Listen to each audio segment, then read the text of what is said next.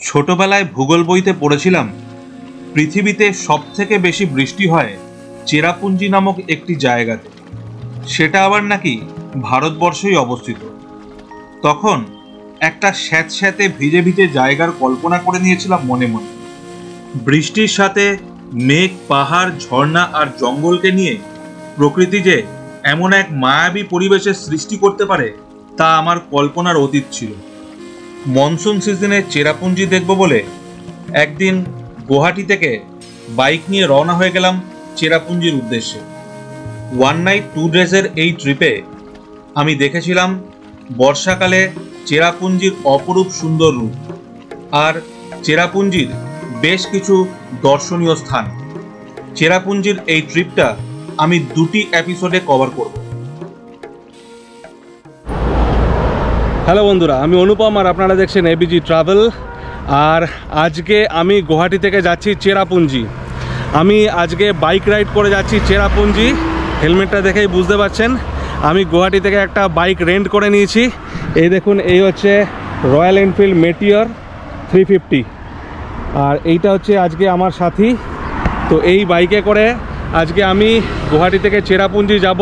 চেরাপুঞ্জির বেশ কয়েকটা জায়গা দেখব, তারপর রাতে চেরাপুঞ্জিতেই স্টে করব। কালকে আবার চেরাপুঞ্জিতে যে জায়গাগুলো বাকি থাকবে আজকে দেখা, সেগুলো দেখে তারপর আবার কালকে সন্ধ্যের মধ্যে গুয়াহাটি ফিরব। তো এই হচ্ছে আজকের এই ট্রিপটার প্ল্যান। তো আমি অলরেডি গুয়াহাটি থেকে স্টার্ট করে দিয়েছি, এখন গুয়াহাটি থেকে শিলংয়ের মাঝামাঝি আছি। চেরাপুঞ্জি যাওয়ার প্ল্যানটা আগের দিন রাতেই বানিয়েছিলাম। সকালবেলা বাইক রেন্ট করতে একটু দেরি হয়ে গেছিল। সকালে বেরোতে বেরোতে 9:30 হয়ে গেল। হোটেলও অনলাইনে কাল রাতেই বুক করে নিয়েছিলাম।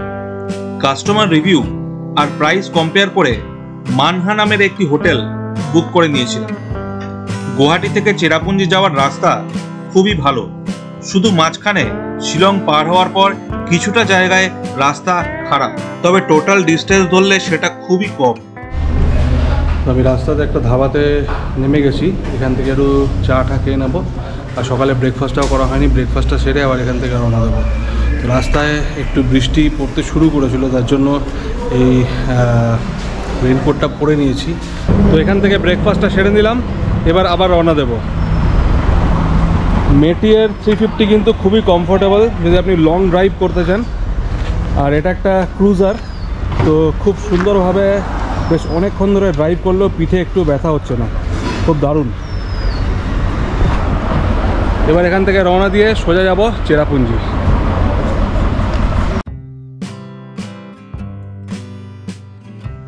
গুয়াহাটি থেকে শিলংয়ের ডিস্টেন্স 100 কিলোমিটার আর শিলং থেকে চেরাপুঞ্জি আরও 54 কিলোমিটার দূরে।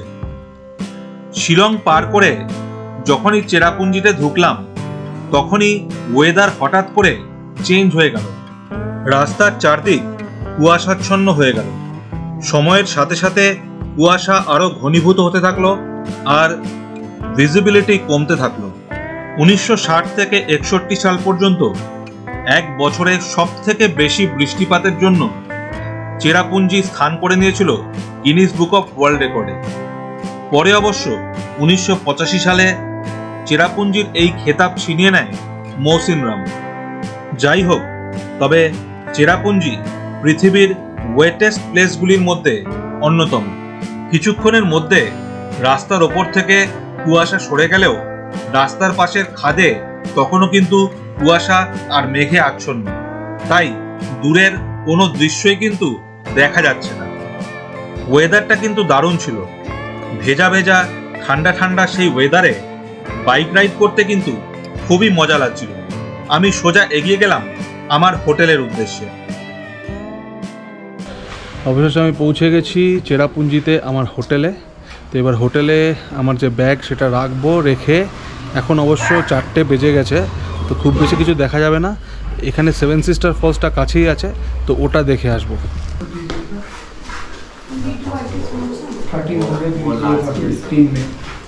अनुपम बैनर्जी के नाम से बुकिंग था, मेक माई ट्रिप से किया था। তো আমি হোটেলে চেক ইন করে নিলাম। হোটেল রুমটা আপনাদের দেখিয়ে দিচ্ছি। এই দেখুন, এই হচ্ছে হোটেল রুম। এখানে এই হচ্ছে বেড, আর এখানে দুটো চেয়ার রয়েছে, এখানে টিভি, আর এই হচ্ছে এখানে একটা ব্যালকনিও রয়েছে। এই যে ব্যালকনি, এই হচ্ছে ব্যালকনি থেকে ভিউ।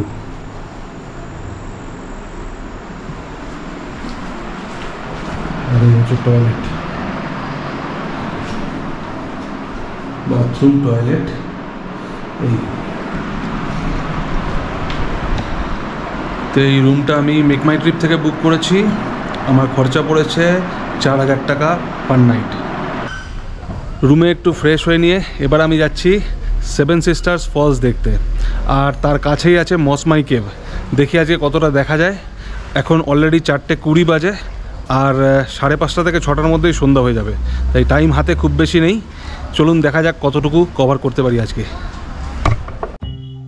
হোটেল থেকে বেরিয়ে আমি চললাম সেভেন সিস্টার ফলস দেখতে। আমার হোটেল থেকে সেভেন সিস্টার ফলসের ডিস্টেন্স খুব বেশি ছিল না, জাস্ট 5 মিনিট ড্রাইভ করার পরেই পৌঁছে গেলাম সেভেন সিস্টার ফলসে। আমি চলে এসেছি সেভেন সিস্টার ফলসের সামনে। এর আগেও আমি সেভেন সিস্টার ফলস দেখতে এসেছিলাম, কিন্তু এত সুন্দর দেখিনি। সেভেন সিস্টার ফলস এত সুন্দর দেখতে হলে কিন্তু আপনাকে মনসুন সিজনেই আসতে হবে। দেখুন কি দারুণ লাগছে।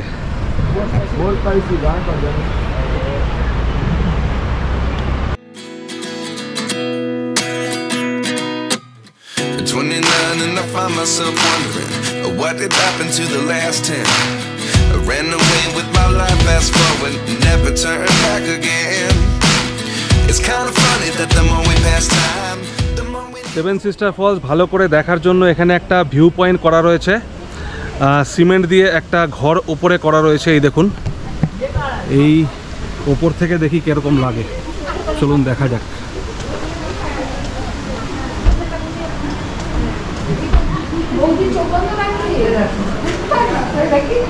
এই দেখুন,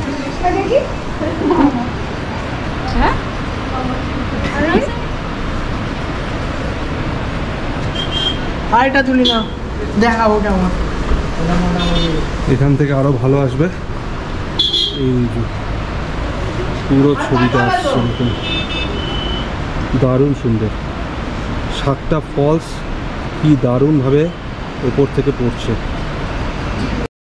সেভেন সিস্টার ফলসের উচ্চতা 315 মিটার।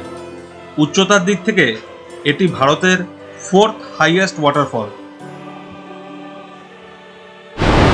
সেভেন সিস্টার ফলসের ঠিক উল্টো দিকে, যেখানে আমি পার্কিংয়ে গাড়ি রেখেছি, সেখানে একটা খুব সুন্দর পাহাড়ি ছোট্ট নদী বয়ে যাচ্ছে। দেখুন কি সুন্দর।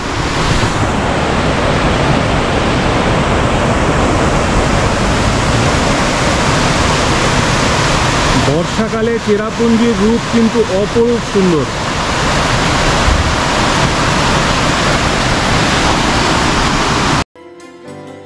সেভেন সিস্টার ফলস দেখে আমি সোজা চলে এলাম মসমাই কেভ দেখার জন্য। তখন অলরেডি সন্ধে নেমে গেছে, অন্ধকার আর একটু পরেই হয়ে যাবে।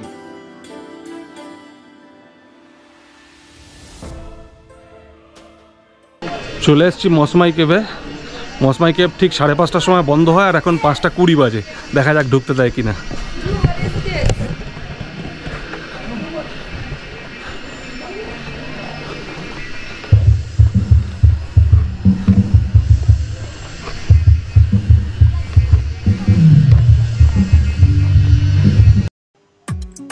টিকিট কাউন্টার থেকে টিকিট দিয়ে দিল।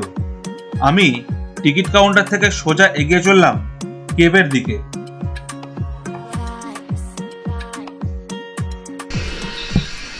এই হচ্ছে মসমাই কেভ। সন্ধ্যা 5:30 বেজে গেছে, সবাই কিন্তু বেরিয়ে গেছে। তো গুহার মধ্যে আমাকে একাই ঢুকতে হবে, একাই বেরোতে হবে। চলুন, ভয়ের কি আছে, দেখা যাক, নতুন অ্যাডভেঞ্চার করা যাক। জুতো কিন্তু খুলে আসতে হলো, কারণ নিচে কিন্তু জল রয়েছে। আমাকে সামনে গার্ড বললো জুতোটা খুলে যেতে, কারণ না হলে ভিজে যাবে।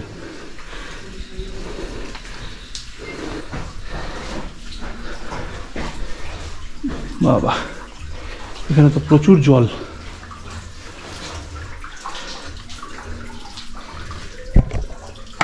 দেখুন পুরো জলে ভরে রয়েছে।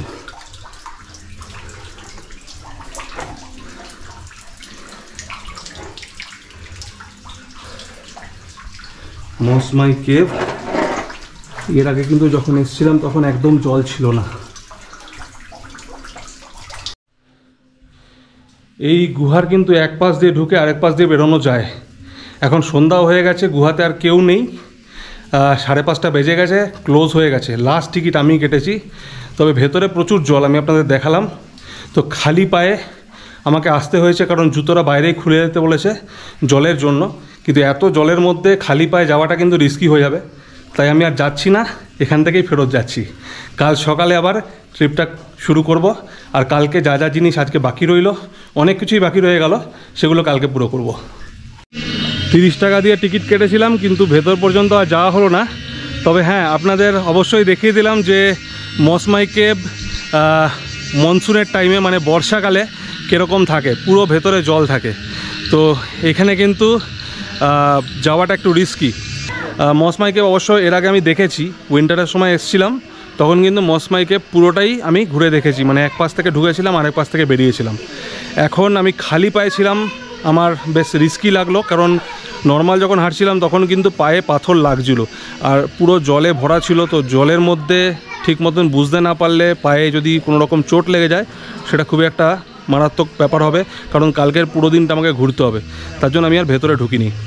তো আপনারা যদি আসেন তাহলে কিন্তু এই বর্ষাকালে যদি বিশেষ করে আসেন মসমাই কেভ দেখতে, তাহলে কিন্তু হাওয়াই চটি পরে আসবেন, তাহলে কিন্তু সুবিধা হবে কেভের মধ্যে ঢুকে, একদিক থেকে ঢুকে পুরো কেভটা দেখে আরেক দিক থেকে বেরোতে। এখানে একজন খুব সুন্দর গান গাইছেন, দেখাচ্ছি আপনাদের, দেখুন ভালো করে শুনুন, কি সুন্দর গান গাইছে দেখুন।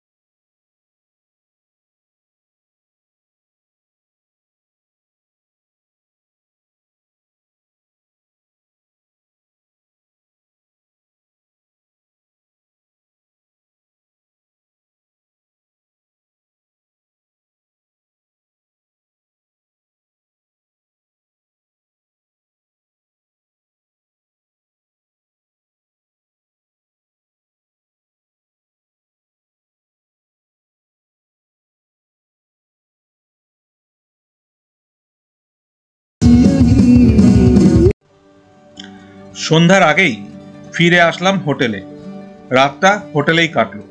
পরের দিন আমি ঘুরে দেখেছিলাম মেঘালয়ের বিভিন্ন জায়গা, সেই ভিডিও আমি নিয়ে আসবো পরবর্তী এপিসোডে। আশা করি আজকের ভিডিওটা আপনাদের ভালো লেগেছে।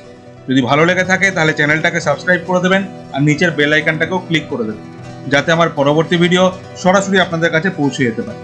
ভালো থাকুন, সুস্থ থাকুন, আর দেখতে থাকুন এবিজি ট্রাভেল।